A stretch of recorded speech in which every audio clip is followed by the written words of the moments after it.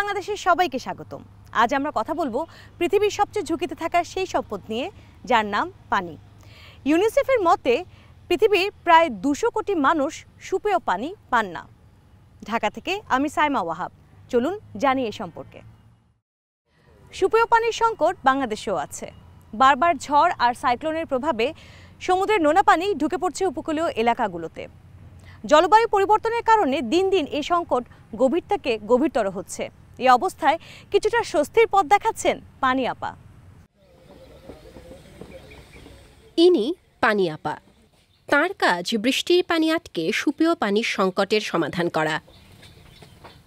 এই চালের পরে পানিটা পড়ে, অনেক সময় অনেক ধুলাবালি পড়ে চালের উপরে।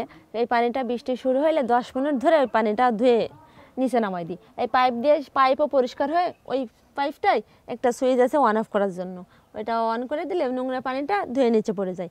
আবার সুইচটা অফ করে দিলে ওই পানিটা পাইপ দিয়ে এসে এই ফিল্টারের ভিতরে পড়ে।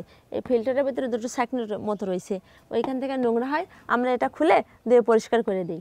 পরিষ্কার করার পরে এই পানিটা ফিল্টারিং হয়ে এই পাইপ দিয়ে ট্যাঙ্কির ভিতরে যায়। তখন এই পানিটা পুরোপুরি ফ্রেশ হয়ে যায়। আমরা ওইখান থেকে পানিটা এই ট্যাপটা দিয়ে আমরা পানিটা বার করে খাই। খুলনা দাকপের সুতারখালী ইউনিয়নে রওশন আরার বাস। এখানে সুপেয় পানির তীব্র সংকট। এ অবস্থায় জাতিসংঘের একটি প্রকল্পের আওতায় এই ইউনিয়নের একটি ওয়ার্ডে বসানো হয়েছে শতাধিক পানির ট্যাঙ্ক। এসব ট্যাঙ্ক রক্ষণাবেক্ষণ ও বৃষ্টির পানি ধরে রেখে তা বিতরণে প্রশিক্ষণ দেওয়া হয়েছে রওশন আরাকে। আমার দিনটা শুরু হয় ফোন দিয়ে। আমি উঠে সকালে উঠে আমি দিনে আপাতত 5 থেকে 7টা ট্যাঙ্কি 6-7টা ট্যাঙ্কি আমি দেখতে পারি। তাদের সুবিধা অসুবিধা সংরক্ষণ করা, কোনো সমস্যা হলে দেখা। একটা ট্যাঙ্কি যদি আমি ওই ফিল্টার বক্সটা খুলি, তারা আমার সাথে থাকবে, সহযোগিতা সাহায্য করবে। ওই ফিল্টার বক্সটা খুলে পরিষ্কার করার পরে আমার 20 করে টাকা দেবে। এই ধরেন মনে করেন 114টা ট্যাঙ্কি, আমার মাসে হয়তো ওঠে 1200, এরকম 2200 এরকম টাকা ওঠে। জলবায়ু পরিবর্তনের ফলে সমুদ্রের উচ্চতা বাড়ছে।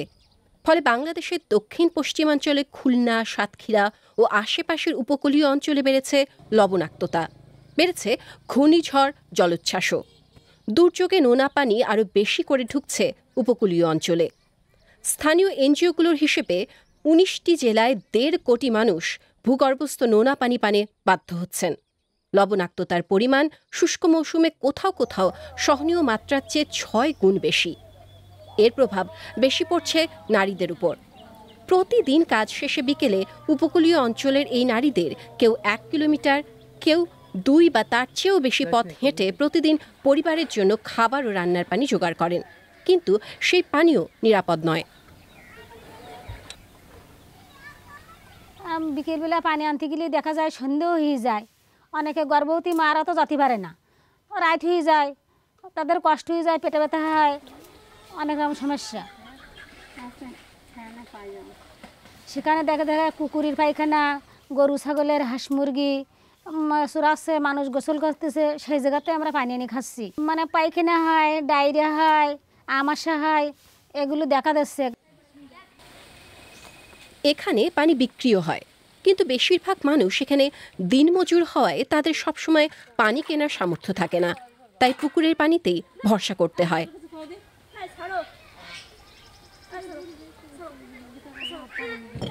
বৃষ্টির পানি আটকে সেই নিরাপদ পানির বিকল্প যোগান দিচ্ছেন রওশনরা। তাদের প্রকল্পের আওতায় সেখানকার 114টি বাড়িতে এবং কয়েকটি স্কুলে বসানো হয়েছে বড় ট্যাঙ্ক, আর এই পানির খরচও একেবারে কম। কমিউনিটি পর্যায়ে পানি পাচ্ছে 271 জন। এই কমিউনিটি পর্যায়ে পানি হচ্ছে এই যে প্রত্যেকটা আমাদের 10টা স্কুল রয়েছে, এখানে বড় বড় ট্যাঙ্কি 15,000 লিটার 21,000 লিটার করে 2-3টে করে ট্যাঙ্কি বসানো হয়েছে। এটা স্কুল ভিত্তিক, স্কুলের ছাত্রছাত্রীরাও খাইতে পারবে, প্লাস আশেপাশের ফ্যামিলিরাও ওইখান থেকে পানি নিয়ে খেতে পারছে। 8 আনা করে লিটার ধরা হয়েছে। একটু ট্যাঙ্কি মেরামত খরচ, একটা লোক রাখার খরচ। আমি কি রান্না করতেলে ওই পানি এখন পড়ে ঠিক মতো? যাক, ভালো হয়েছে।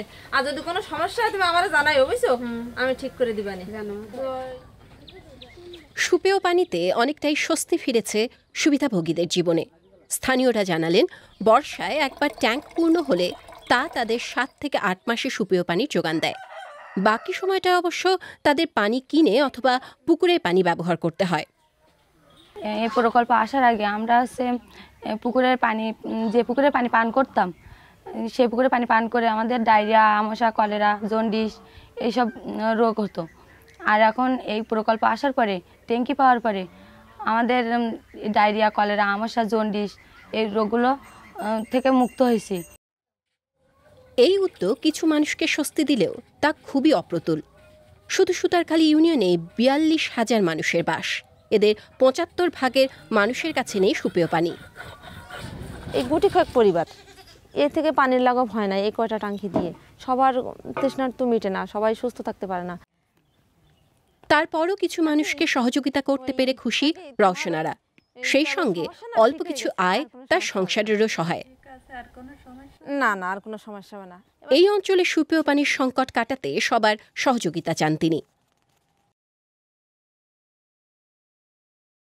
মেক্সিকোর রাজধানীতেও লাখ লাখ মানুষ বিশুদ্ধ পানীয় জলের অভাবে ভুগছেন। কোনো কোনো এলাকায় ট্যাপের পানি একদম শুকিয়ে গেছে, আবার যা বেরোচ্ছে তাও নোংরা। শহরের ভূগর্ভের পানি অনেকটাই নিচে নেমে গেছে। যাদের বোতল পানি ব্যবহারের সামর্থ্য নেই, তাদের প্রয়োজন বিকল্প ব্যবস্থার। ফিরে এলো শুষ্ক মৌসুম। পানি নেই, তাই গাধার পিঠে করে চলছে পানি সরবরাহ। মেক্সিকো সিটিতে অনেকের কাছেই পাইপলাইনের পানি নেই, তাই পানি আনতে দূরে যেতে হয় তাদের। পানি একদম নেই। যখন পানি সরবরাহ বন্ধ হয়ে যায়, তখন মানুষ পানির খোঁজে বের হন। পানি পেলেই হয়, বাসায় এক ফোঁটা পানি নেই। পাহাড়ের উপরে থাকি আমি, কি করব বলুন? কোথাও একটু পানি পাওয়া যায় কিনা দেখছি।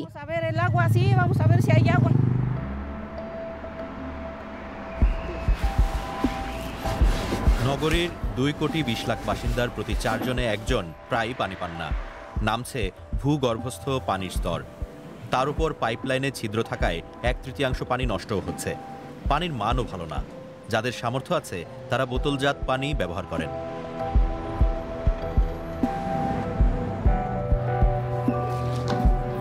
অনেকে সরকারের পানির ট্রাকের উপর নির্ভর করেন, কিন্তু কোনো কোনো এলাকায় ট্রাকের জন্য দিনের পর দিন অপেক্ষা করতে হয়। এই অবস্থায় সমাধান নিয়ে এগিয়ে এসেছেন এনরিকে লুমিনিৎস। তিনি ইসলা উরবানা নামের একটি বৃষ্টির পানি ধরে রাখার প্রকল্পের উদ্যোক্তা।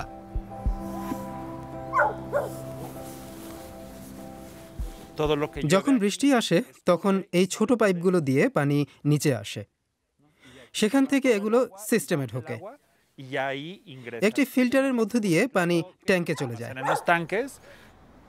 এনরিকে আজ শহরের উত্তর দিকে রোসা সোরিয়ানা নামের বাসিন্দার সিস্টেম পরীক্ষা করছেন। রোসা কিছুদিন ধরে বৃষ্টির পানি ব্যবহার করছেন। ভালোই তো মনে হচ্ছে। রোসা সোরিয়ানা ফিল্টার করা বৃষ্টির পানি রান্না, কাপড় ধোয়া, টয়লেট এবং ক্লোরিন যুক্ত করে এমনকি পানও করেন। কেমন মনে হচ্ছে? পানির সমস্যার কি অবস্থা? যখন থেকে বৃষ্টির পানি ধরতে পারছি সব বদলে গেছে। পানি এখানে যাচ্ছে, এটা খুব দ্রুত ভরে যাচ্ছে। ফিল্টারের মধ্যে দিয়ে এটা যাচ্ছে। এখানে 1.5 ট্যাঙ্ক পরিমাণ পানি আটে, তাই বৃষ্টির সময় আমাদের আর পানি কিনতে হয় না, কারণ ট্যাঙ্ক ভর্তি পানি থাকে।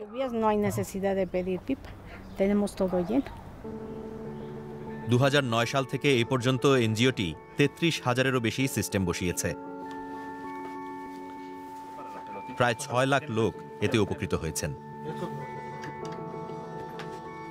শুধু বর্ষা মৌসুমেই নয়, বছরে 8 মাস পরিবারগুলোতে পানির সংকট হয় না। ইসলা উরবানাতে সবাই এও মনে করেন যে বৃষ্টির পানি ধরে রাখার সঙ্গে মানুষ প্রকৃতির সঙ্গে যুক্ত হন এবং সচেতনতা বাড়ে। শুধু বৃষ্টির পানি ব্যবহার করে মেক্সিকো সিটির পানির তৃষ্ণা মিটবে না, এটা সবাই জানেন। কিন্তু কথা সেটি নয়। কথা হলো আমাদের পানি ব্যবহারের সংস্কৃতির উন্নতি ঘটাতে হবে। পানির সঙ্গে সেই যোগ স্থাপন করতে হবে যেন আমরা ভাবি এবং জানি এই পানি কোথা থেকে আসছে। বৃষ্টির মৌসুমে শহরে জলাবদ্ধতা হয়, কারণ মাটি পানি শুষে নিতে পারে না। এই পার্কটি এর উদাহরণ। পর্বতের ঢাল বেয়ে যে পানি নামে তা এই গ্রিডের মধ্য দিয়ে যায়। এরপর রয়েছে সিঁড়ি। এগুলো মানুষের জন্য নয়, পানির গতি কমাতে ব্যবহৃত হয়। Aunque también los usan las personas, pero es para bajarle la velocidad del agua. স্থপতি লোরেটা এই চত্বর ডিজাইন করেছেন। তার চিন্তা হলো স্পঞ্জ সিটি তৈরি করা, যেখানে পানি মাটি ভেদ করে যেন ভূগর্ভে গিয়ে মেশে। Esta grava que está aquí se llama tezontle. এই নুড়িগুলোকে তেজন্তলে বলা হয়। Especial por muchas cosas. এগুলো বিশেষ পাথর। Es grava volcánica y tiene esta propiedad de ser আগ্নেয়গিরি থেকে পাওয়া অসংখ্য ছিদ্র এতে। খুব সহজেই পানি এই পাথর ভেদ করে নিচে গিয়ে জমে। que ayuda es a que el agua se infiltre bien rápido y se quede.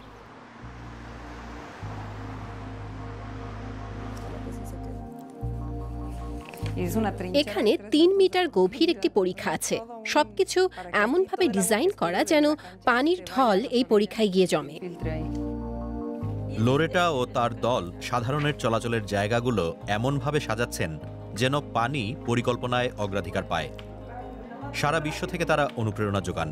একই সঙ্গে স্থানীয় আদি কৌশলগুলো ঘেঁটে দেখেন।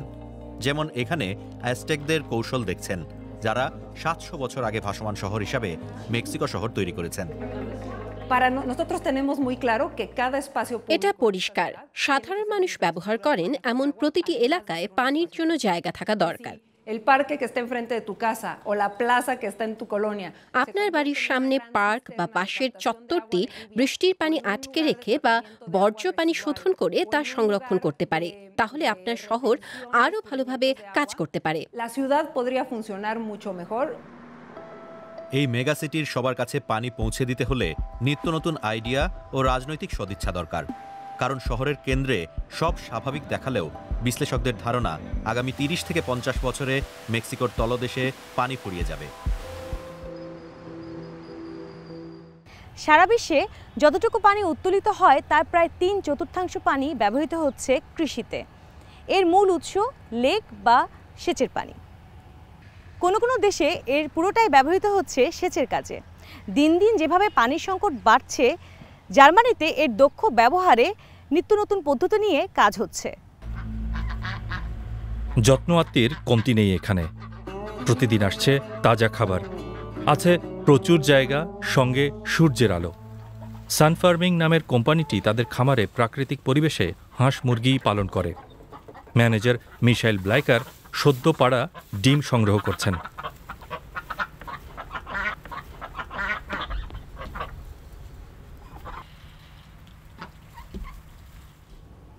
খামারের এই ইউনিটটি জ্বালানি উৎপাদন করে। এর ছাদ সৌর প্যানেলে আবৃত। শিলাবৃষ্টি বা প্রচুর বৃষ্টি, ঝড় কিংবা তুষারপাত থেকে এই সৌর মডিউলগুলো কিছুটা সুরক্ষা দেয়, এমনকি সূর্যের খরতাপ থেকেও। গ্রীষ্মে গরুগুলো যখন ঘাস খেতে বাইরে যায় তখন তাদের ত্বক পুড়ে যায় না।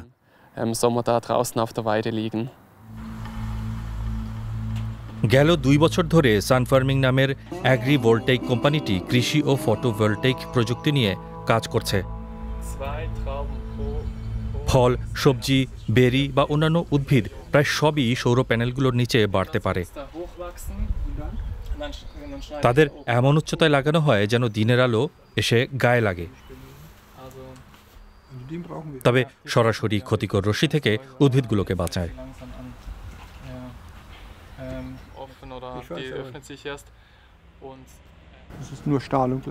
এটা শুধু ইস্পাত ও গ্লাস, শতভাগ।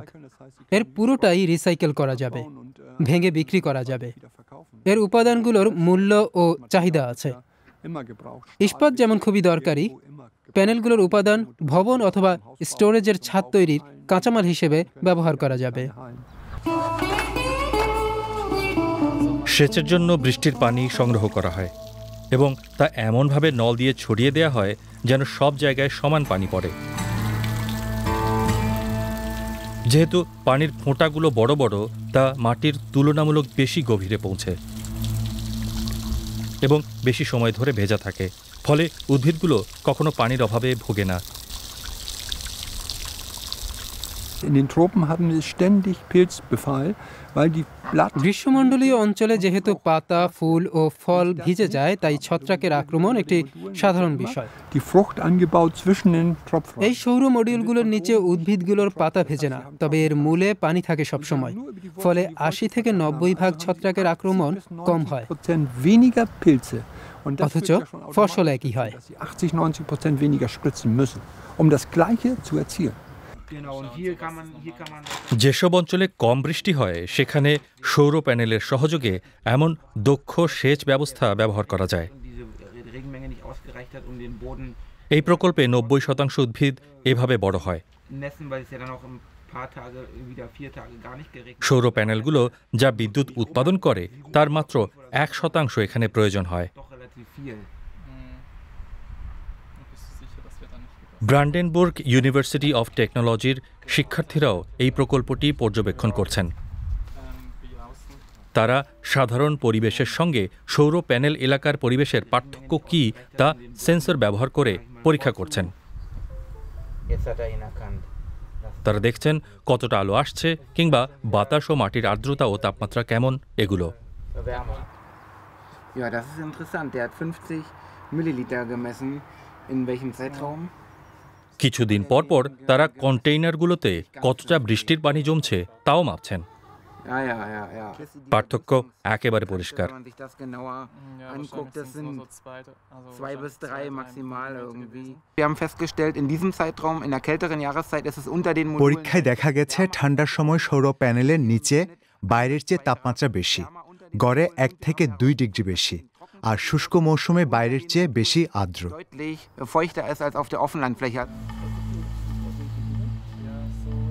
প্যানেলগুলো এমনভাবে ডিজাইন করা হয় যেন গাছগুলোর ওপরের দিকে বেশি আলো পড়ে এবং একই সময়ে আঙুর ও অন্য ফলের গাছগুলোতে যেন সৌর বিকিরণও কম হয়।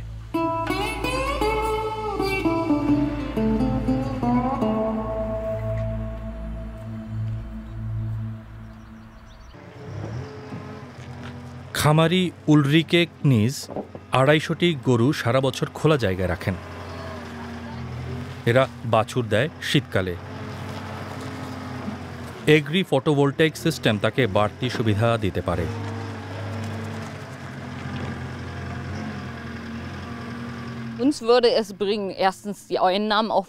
সৌর সিস্টেমটি আয়ের ভালো উৎস হতে পারে।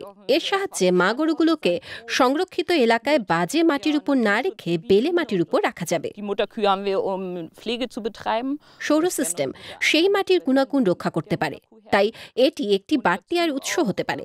চাইলে শুকনো খড় সংরক্ষণের জন্য এটি ব্যবহার করা যায়, এমনকি ছাদ হিসেবেও কাজ করে।